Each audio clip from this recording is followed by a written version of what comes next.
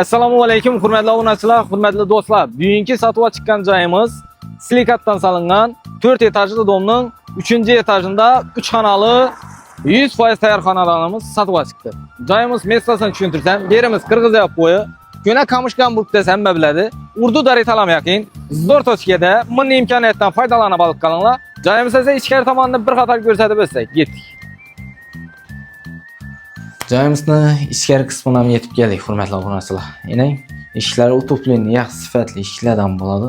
Joyimiz xonalari alohida. Bu tarafimiz spalni, bu tarafimiz spalni, bu tarafimiz zal. Keyin spalnidan boshlayveramiz. Spalnida mebellarimiz gitadi ekan. Gelishsangizlar tashab ham ketadilar. Aboydan chiqib, ajoyib o'tirtdi konsonellarga ega 100% tayyor demak bo'ladi, hurmatli obunachilar. Ajoyib farishtali joy ekan. Bu tarafimiz zal bo'ladi. Zalimiz ajoyib ulug'likda qilgan. Потолкlarimiz naturjnoy, lyustralarimiz asl tutdi. Oyoq kiyimimizdagi gilamlar ham toza, akkuratni olib tutdi. Bu tarafimizga o'tamiz. Spalnimiz ham. Детский komnatasi bo'ladi.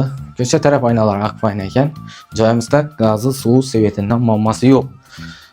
Bu tarafimizga o'tamiz. Kuxnimiz bo'ladi. Bu yer, hurmatli obunachilar, gaz plitasi, gazlari, hamma narsasi bor.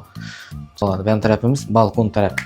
Joyimiz umumiy kvadrat metri 58 kvadrat metr dokument bo'yicha, bu ko'na domada dokument bo'yicha shunday bo'ladi, lekin balkon, kuxni, sanuzel, kalidollar girmagan bo'ladi, hurmatli obunachilar. Shunday evaziga ular ham qo'shada olsak 75 kvadratdan chiqib qoladi. Bu tarafimiz hojatxonamiz bo'ladi. Bu tarafimiz sanuzel bo'ladi. Kirmashi hamma narsasi bor. Aynalar aqf oyna, yo'lning ustida bo'ladi. Mestasam dumzo'r, Indoba choyxonani yoni, Qirg'iziyab bo'yi, Urdu daritalam yaqin. Joyimiz narxini 500 million so'm deb qo'ydik. Joyimiz kimga qiziq bo'lgan bo'lsa, pastdagi nomerlarga telefon qilib aloqaga chiqishlaringiz mumkin. Kanalga obuna bo'lishingizni chiqmadim. Sog' bo'ling, salomat bo'ling.